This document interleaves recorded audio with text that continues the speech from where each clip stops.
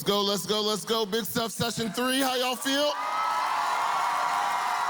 Come on, come on, come on, I love it. We got a lot to cover and not a lot of time, but I got a few shout outs that I need to cover and then we're gonna jump in. Number one, there's a young lady in the room named Olivia from local church. Where's Olivia at? Hey, you're amazing. I just want to thank you for loving on my girls today, playing catch with them in the pool. You're awesome, really appreciate you. It's so cool. Second is there's a leader in the room. I believe his name is Joey, celebrating 15 years of marriage today. Where you at, Joey, where you at? I don't know where you are, but that's amazing. Incredibly proud of you and your story. Congratulations on your big day. And then last little announcement / shout out. This is gonna be my last session with y'all for Camp 3. I know, I'm bummed too, I hate it. But here's the good news, y'all are gonna get to hear for the rest of the week from my best friend in the entire world. I talked to this dude literally 4 or 5 times a week. He was one of the groomsmen at my wedding. His name's Reed Moore. He drove down from Atlanta, he's in the back, he's excited to be with y'all. So I know y'all haven't heard from him yet. You're gonna be even more excited when you do, but he's in the back right now, so can y'all just tell him how excited you are to have Reed with us? Can y'all make some noise for him right now? So good, so good. I love it. All right, one more little piece of business. If you have a cell phone, hold it up in the air right now, let me see it. Amazing, hold it up high. Okay, great. Here's what I need you to do, and I need y'all, hear me, shh. I need you to be mature about this because we really do not have a lot of time, so you need to go fast. I need you right now to make sure that you have your small group leader or youth pastor's number in your phone. So if you don't have it, ask your neighbor for it or get your leader to give it to you. I'm gonna give you 2 minutes to get it done. 2 minutes, make sure you have your small group leader or your youth pastor's number in your phone. You got 2 minutes on the clock, 2 minutes on the clock, and then production booth in the back. I do not have a clock up here, and that will be bad for all of us. So if we can make that happen, that would be great.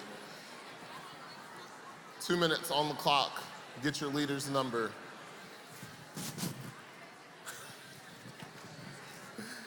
Two minutes. I'm just really dark skinned, so they look whiter than they actually are. That's all it is. It's your birthday? Hey, happy birthday. I love it. All right, if you have your leader's number, say, I got it. If you need a minute, say, hold up. Okay, I think we're good. I think everyone has it. Awesome. All right, let's pray. We're gonna jump in. If you don't have the number yet, make sure you get it before the session's over. Jesus, we love you.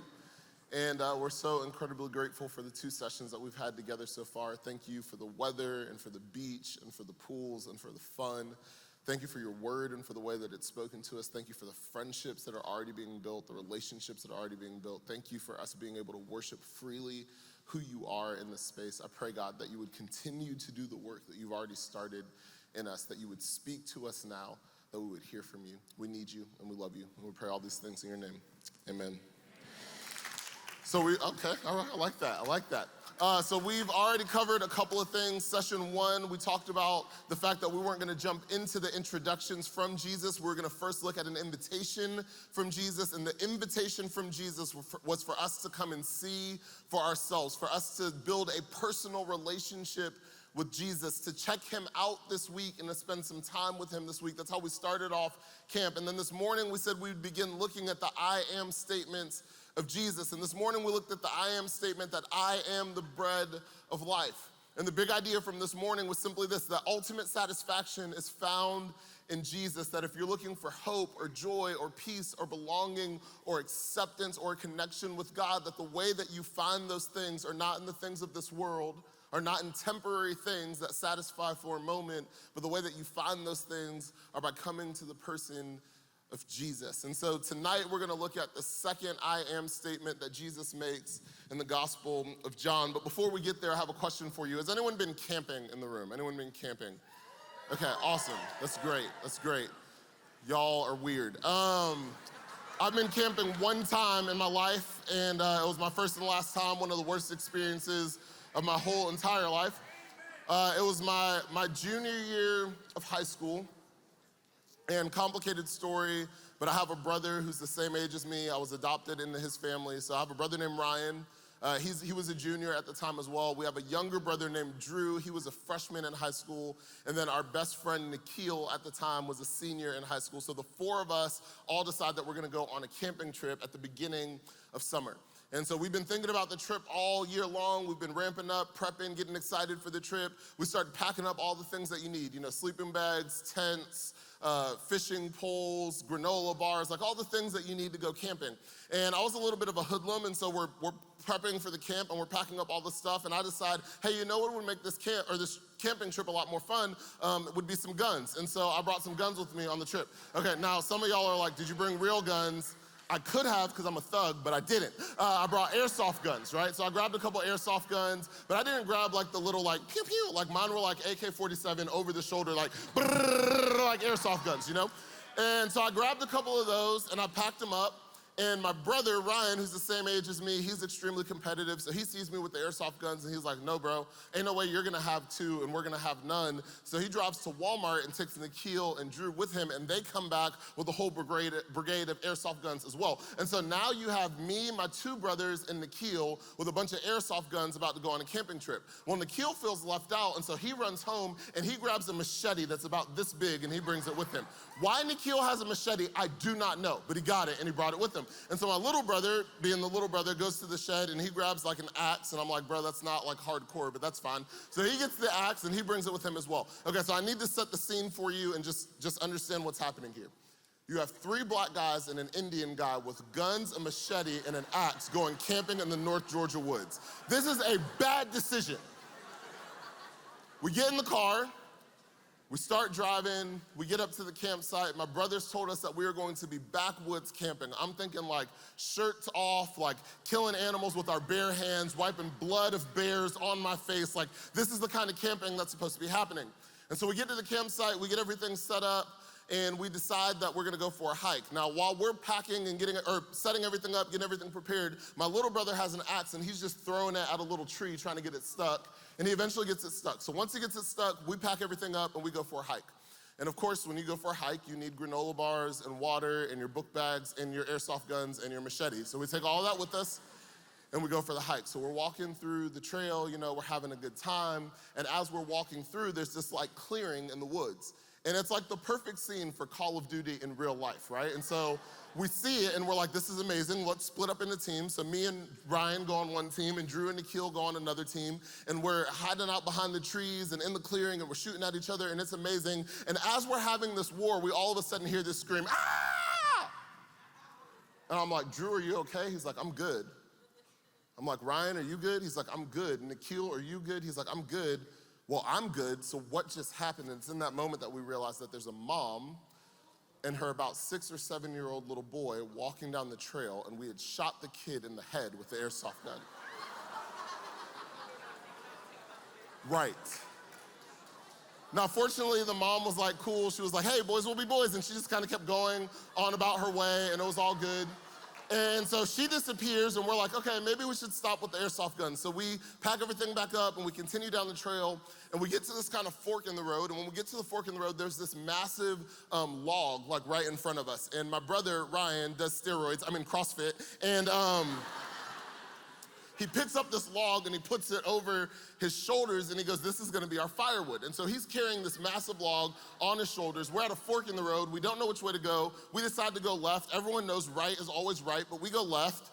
And that left trail takes us down to the bottom of the mountain, and we run into this hot, black, sticky substance that should not be on a camping trail called asphalt.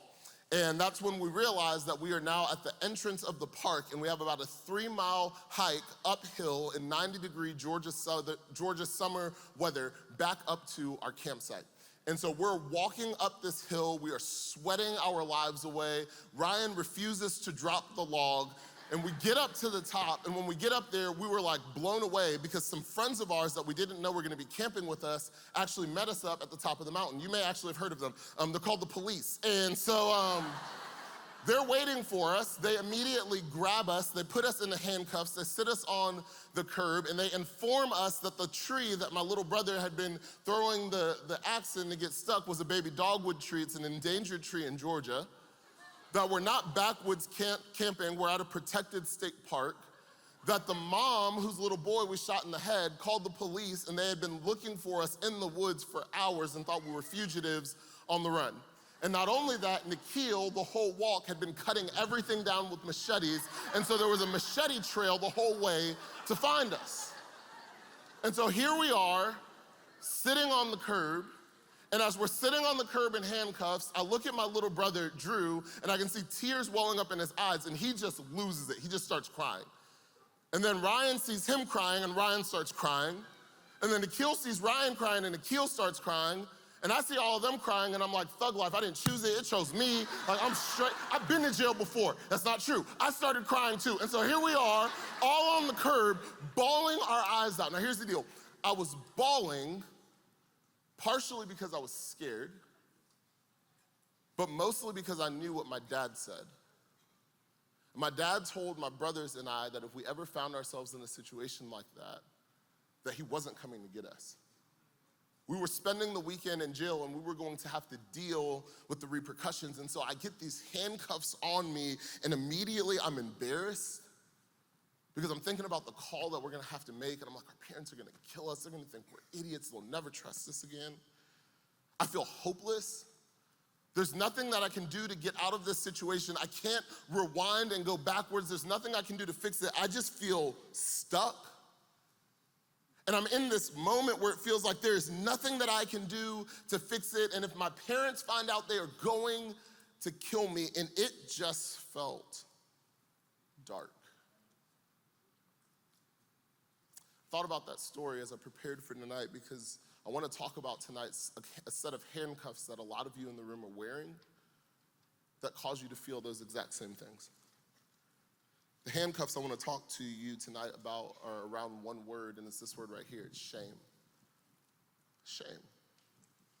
That for a lot of us in the room, we are carrying the weight and the repercussions of shame in our lives. I looked up the definition for shame, and there were a couple of different definitions, but this is the one that resonated with me. It said this, that shame is a painful feeling of humiliation or distress caused by regret, self-hate, or dishonor. And essentially what that means is that shame causes you to feel embarrassed. It causes you to feel hopeless.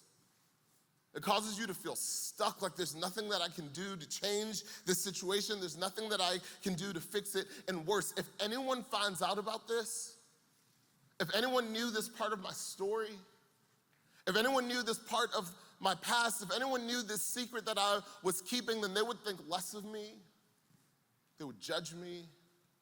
They might leave me or hate me. And for a lot of us in the room, we've been handcuffed by shame, and the ultimate issue with shame is simply this, is that shame drags us into the dark. Shame puts us in this position where we don't want anyone else to know this thing about us, and so it slowly and surely pulls us in to a really dark place. And it's interesting that you can walk through life, you can have moments of joy and happiness. You might even seem like you're the happiest person in the room, but at the same time, you can be covered by this shame and be living in complete darkness. Now, here's the thing with shame. It doesn't just like happen overnight. It doesn't just like pop up on you and you're like, whoa, where did that come from? The way that shame works is it's a slow process that happens over time, and you get kind of lulled into it, and it is slowly dragging you into a really dark place. And once you get there, you feel so stuck and so broken and so messed up that you feel like there's nothing I can do about it, and there's no way anyone can know, and I can never fix this. And that's where the enemy creeps in, and he begins to tell you lies that a lot of you have come to believe. And so here's what I want to do tonight. I want to show you the process of how we find ourselves in shame. I want to show you what Jesus says about it. I want to show you 3 ways that we can experience freedom from shame in our lives. So let's start with the process. It starts like this. We get seduced. Where is it? Where's it going to pop up? Oh, it's on the side. It's great. So we get seduced. Really, I should have used the word temptation, but the rest of my other words are S's, and I'm a pastor, so they all had to be the same letter. So we're seduced. There's something that we know we shouldn't do, but it's appealing to us. There's something that we want and we know there's a way to get it, but we know that the way to get it isn't the best way for us or the best thing for us. And so we're in this like moment of temptation. Should I do it? Should I not do it? Should I go there? Should I not go there? And the culture and the world around us goes, come on, come on, come on. Everyone's doing it. Come on, come on, come on. It's gonna be such a great time. And the enemy begins to creep in and lie to us and seduce us and lead us to making decisions that we know aren't best for us. It starts with seduction, but then it becomes sin.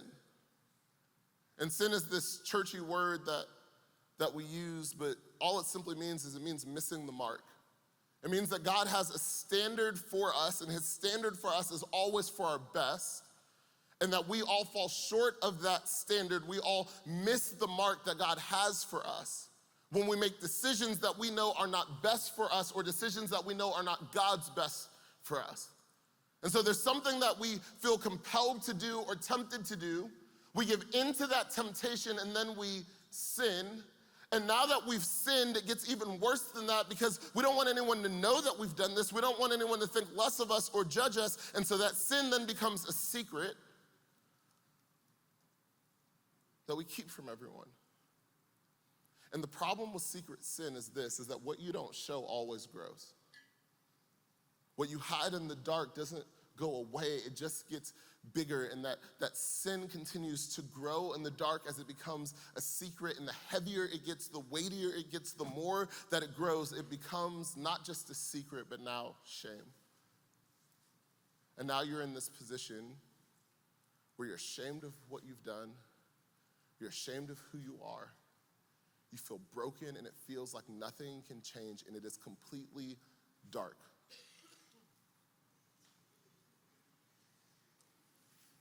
Keep going. Yeah. Shh.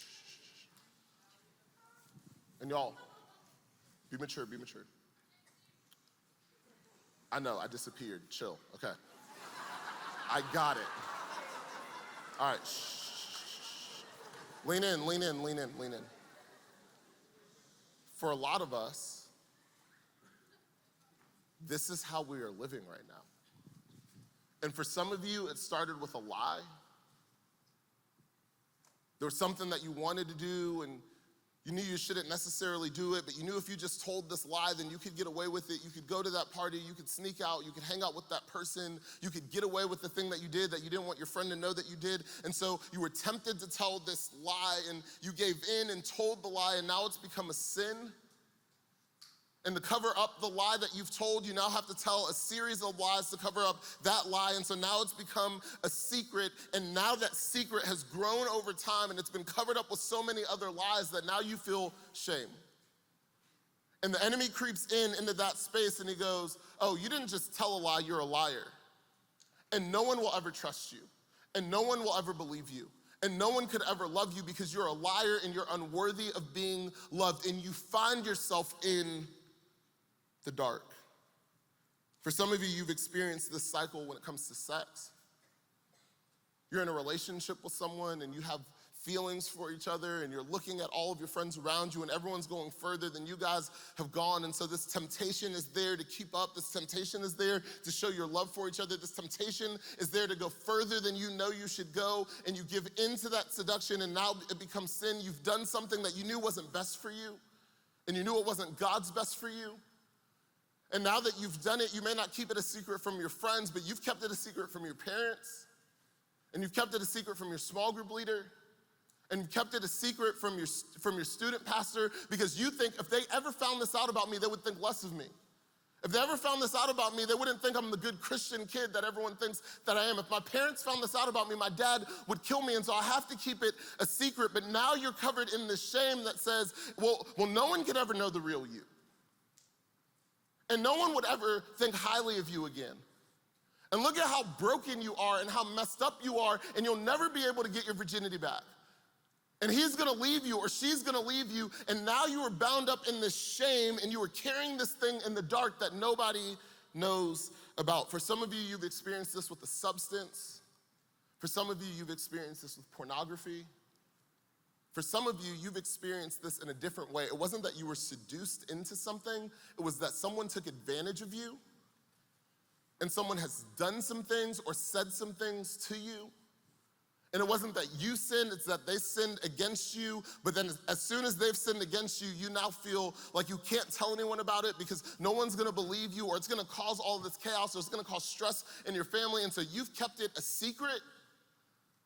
And over time, that secret in the dark has led you to feel shame. Because that's the way that shame works. It seduces you into sin, and that sin becomes a secret. And now you feel the shame and you're living in the dark and it feels like there's nothing I can do to get out of this situation. You see, the problem with shame is shame doesn't say you did something bad. Shame says you are something bad. Shame says you will never get out of this situation. Shame says you can never fix this. Shame says it'll always be this way. Shame says no one will ever love you. No one will ever trust you. No one will ever respect you again. Shame says there is no hope. So just live here in the dark. And the longer you live here, the more broken you become, the more hopeless you become, the more depressed you become, the more anxious you become. And so for a lot of us, we're walking around with smiles on our faces, but the reality of our life is we're living in a room just like this, and it feels completely dark, and it feels completely hopeless.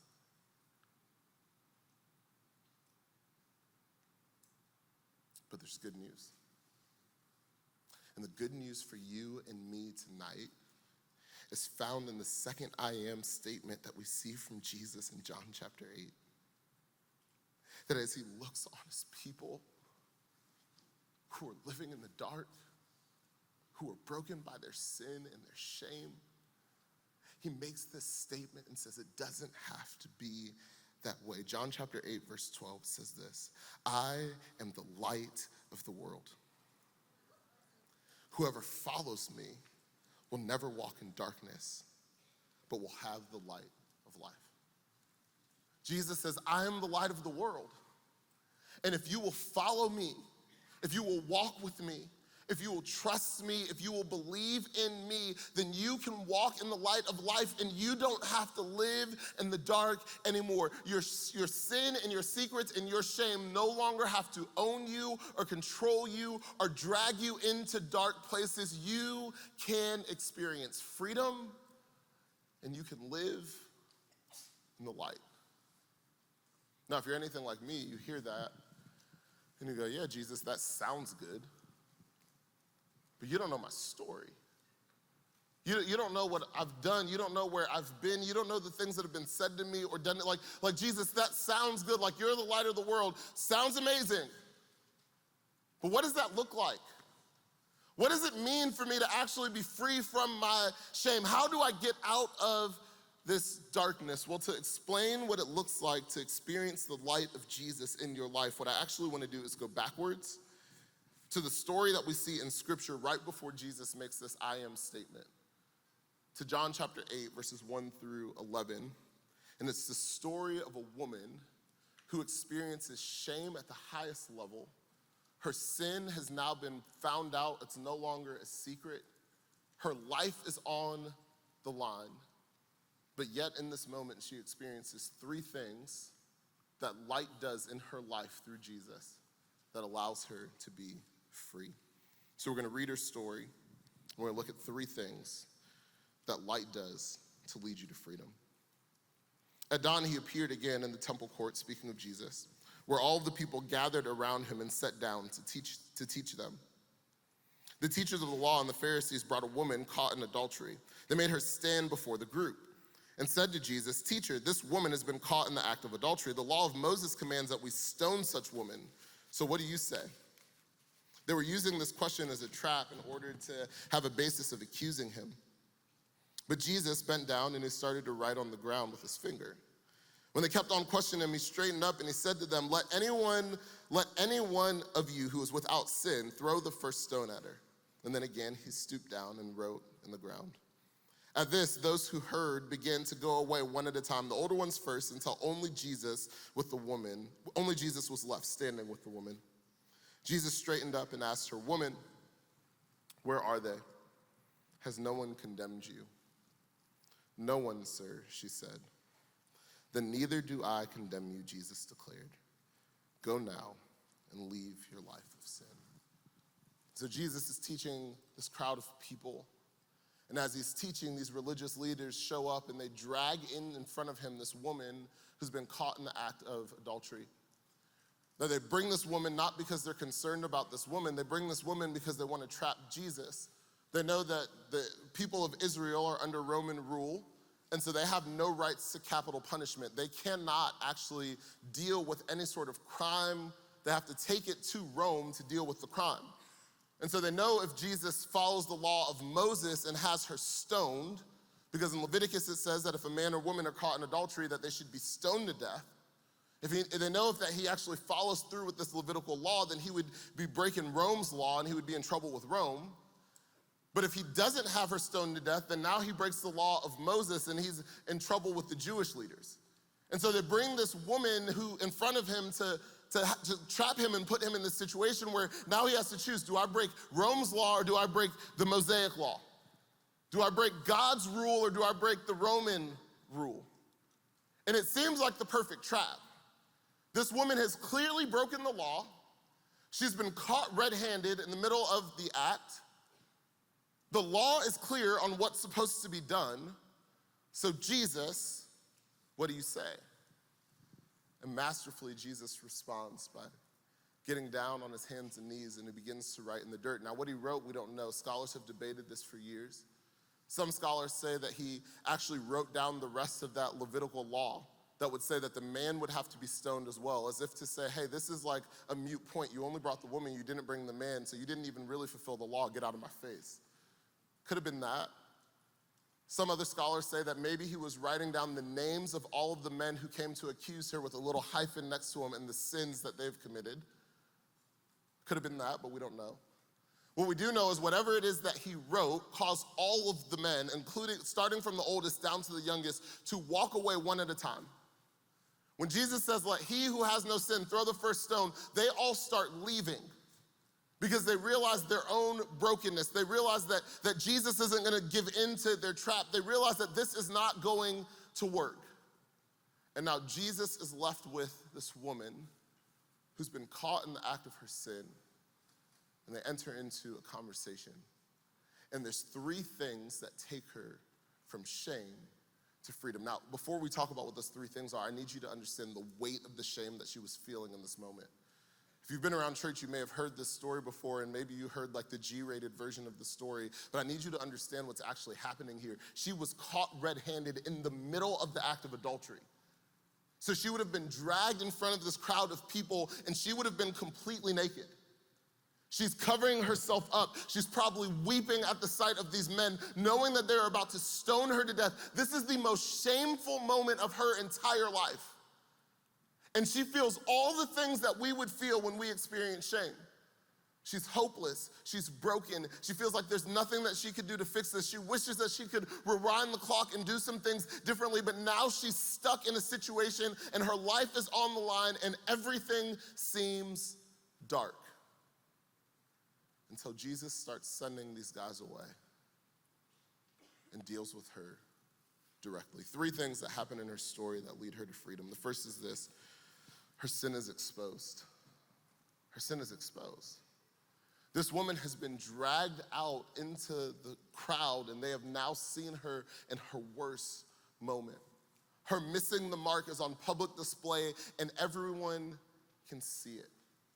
And when you're reading the story, knowing the weight of the situation, you would think, this is the worst possible situation she could ever be in.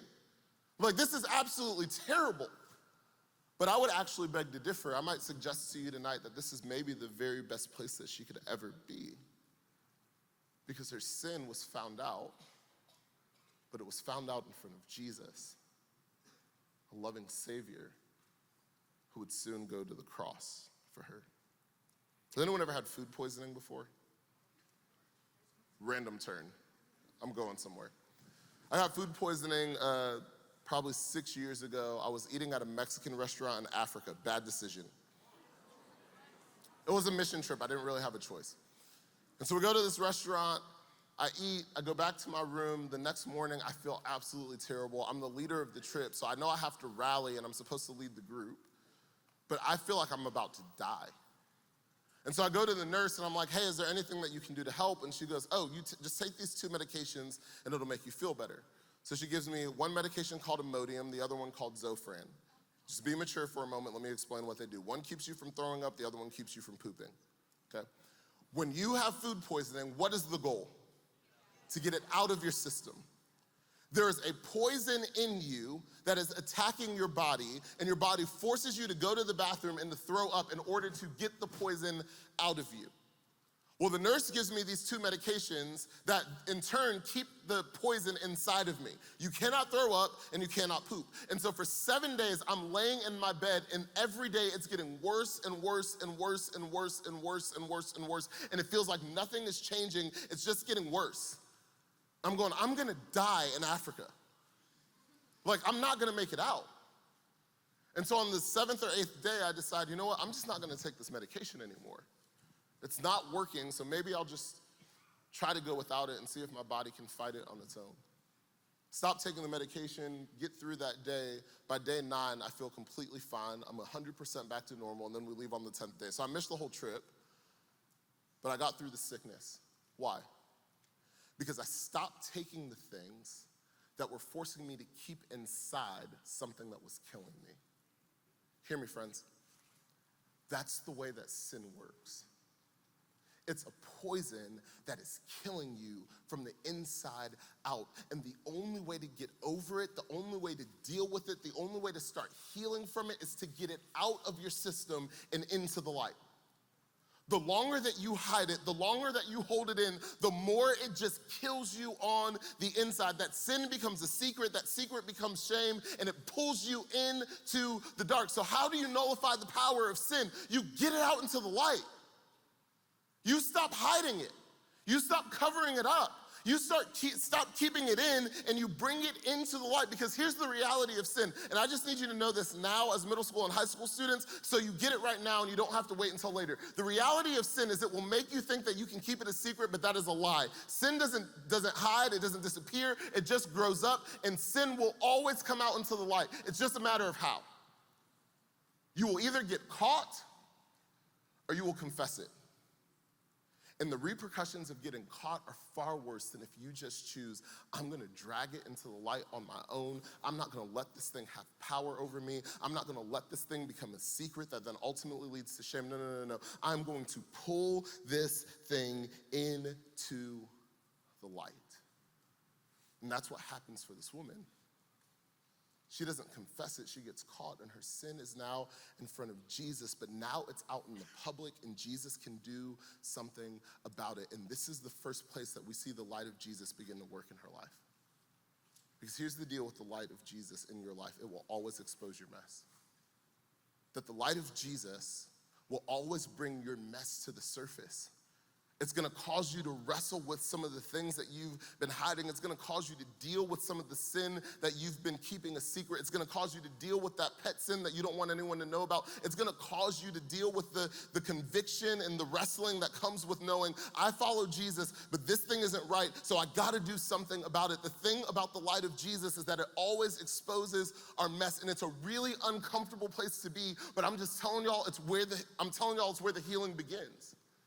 That if you want to experience healing and hope from your sin, it starts by letting the light of Jesus expose it, but it doesn't end there. That's just the first thing that happens in her story. The second thing that happens in her story is that she's met with grace. And this is where things really begin to change. I remember when I first became a Christian, I kept hearing Christians talk about this grace thing, and I didn't really understand it. What I really knew about grace is there was a girl named Grace in my school, and she was pretty attractive, and that was about pretty much all that I knew. That was it. And so I was like, who is Grace, and why do they keep talking about her? And so I went to my mentor, and I went, hey, Wes, can you explain to me what grace is? I don't get it. And he goes, Gerald, grace is kind of hard to explain, but I want to give you my best definition for grace. Grace is this. Grace is getting something that you don't deserve. Grace is getting something that you don't deserve. And so what happens in the case of this woman? In the case of this woman, she deserves judgment, but you know what she gets instead? Love. She deserves condemnation, but you know what she gets instead? Forgiveness. She deserves to be stoned to death, but you know what she gets instead? She gets a second chance. In the story of this woman whose sin is now exposed, every part of the law is right. She deserves to be stoned to death, but Jesus steps in the middle and goes, no, not on my watch. I love you. I'm gonna give you a second chance. I'm not letting you go out like that. There's still a hope for you. There's still a purpose for you. There's still plans for you. I can still use you. I can still work through you. And get this, Jesus says, let him who is without sin throw the first stone. All the dudes leave. You know who's left? Jesus. The only one who's perfect. The only one who actually has the right to throw a stone at this woman, and the one who has the right to throw the stone doesn't. Instead, he offers her grace. Now, I need you to understand this. Jesus isn't giving her permission to keep sinning, and Jesus isn't saying, hey, that sin is okay. What Jesus is saying in this moment is, hey, I'm about to pay for that so you don't have to. I'm about to pay for that so you don't have to. I'm about to go to a cross for you, and I'm going to suffocate to death to take your sin and your shame to the grave once and for all, and I'm going to raise victorious because and anyone who puts their faith in me no longer has to live in shame and no longer has to live under the weight of their sin. They can live in freedom in me. I'm not going to hold you accountable for your sin because I am about to die for your sin. So here's my grace. I'm giving you something you don't deserve. I'm giving you love when you deserve death. I'm giving you hope when you deserve brokenness. I'm giving you a second chance at life when you should have been stoned. I have come to give you grace. She's met with the grace of God, and this is the second way we see the light of Jesus work in our shame. That light illuminates a way forward. That light gives you a way to move past your past. That light gives you an opportunity to go, hey, I know that's who I was, but it's not who I have to be. I know I failed, but that was an event. It's not who I am. It's not my identity. I know I've made some mistakes, but I know that God loves me and he chooses to forgive me. And so I'm going to move forward in the grace that he's offered me, and I'm not going to keep living by the shame of my past. I'm going to now live in the hope that I have because of the freedom that Jesus has offered me on the cross. That light illuminates your mess, but it also gives you a way forward. So her sin's exposed. She's met with grace, but the story doesn't end. Jesus, as she's walking away, says this, hey, before you leave, don't do that anymore. Go, but leave your life of sin. Don't keep doing these things that are hurting you. Don't keep doing these things that are destroying you. Don't keep living a life that's not best for you. I've come that you might have life and life to the full. I've come that you could experience grace. I've come so that you could have a second chance. So now that you've been set free, don't go back to who you used to be. Here's the third thing that happens in her story. She's called to change. Jesus goes, hey, I love you right where you are, but I love you too much to leave you there. And so go and be free. Live in the grace that I offer, but don't go back to who you've always been. Because light invites her and invites us and invites you into a new way of living. That we don't go back to the shame that we once carried. We now get to live in freedom and walk in the light. That's why Jesus says this. I am the light of the world. Whoever follows me will never walk in darkness, but will have the light of life. So what happens in her story? Three things. Her sin's exposed. She's met with grace. She's called to change. So what do we do with our shame? Well, we do the same three things. We expose the sin. Instead of waiting to get caught, we just make the decision. We're going to drag this thing into the light, and we're going to deal with it head on so it no longer has power to destroy us in the dark. And we embrace the grace of God, and we go, hey, I know I've made some mistakes. I know I've failed, but God loves me enough to give me a second chance, and so I'm going to step into that second chance. And then lastly, we commit to change. We make a plan to not go back to who we used to be, but to live in the freedom that Jesus has offered to you and to me. What do we do with the shame in our life? We expose the sin, we embrace God's grace, and we commit to change and live different. We leave our life of sin at the feet of Jesus, and we go out and we walk in freedom. So practically, what does that look like? Second night of big stuff, what does that look like for you and for me? I think it starts by exposing the sin, by dragging it into the light, by saying, I'm not gonna let this have power over me anymore. So here's how we're gonna end tonight's message. And here's what I know, in a room this size, like, not a lot of you are gonna do this, and that's fine. But there are a few of you who are gonna have the courage to, and I really do believe on the other side of this decision, there's freedom waiting for you. It's gonna be a process. In the same way that shame is a process, getting to freedom is a process. You gotta expose some things, you gotta embrace grace, you gotta make a plan to change. But I really do believe on the other side of this, there's freedom. And so for some of you in the room, you're gonna have the courage to do it. For others of you, you won't today, but I pray that you will before you get caught in your sin. So here's what I want you to do if you have the courage. I want you to pull your phone out right now. And I want you to make the decision to expose the sin in your life. Here's how you're gonna do it. I asked you to get your leader's number at the beginning of the session. I want you to open up a text to your leader and just text them and go, hey, here's what I've been hiding. I have an addiction to a substance. I'm addicted to porn. I can't stop watching it. I've gone further with my boyfriend or girlfriend than I ever planned to. Something happened to me in my past that I've been too afraid to tell anyone. I've been lying about some things that nobody knows. I'm ashamed of the way that I look. I have an eating disorder that I've been hiding. And you expose the sin and let them walk with you through embracing God's grace and let them make a plan with you to change. The reason they're in this room, I wholeheartedly believe this, is because God knew you needed someone to walk with you through the sin and shame in your life. And he didn't just leave you to figure it out on your own. He gave you a leader who loves you to walk with you through it. So if you want to step into the light, if you want to step into freedom, start by making the decision to expose your sin, to embrace God's grace, and to commit to change. So I'm going to give you just a second to do that, and then I'll pray for you, and we'll wrap up our session for tonight.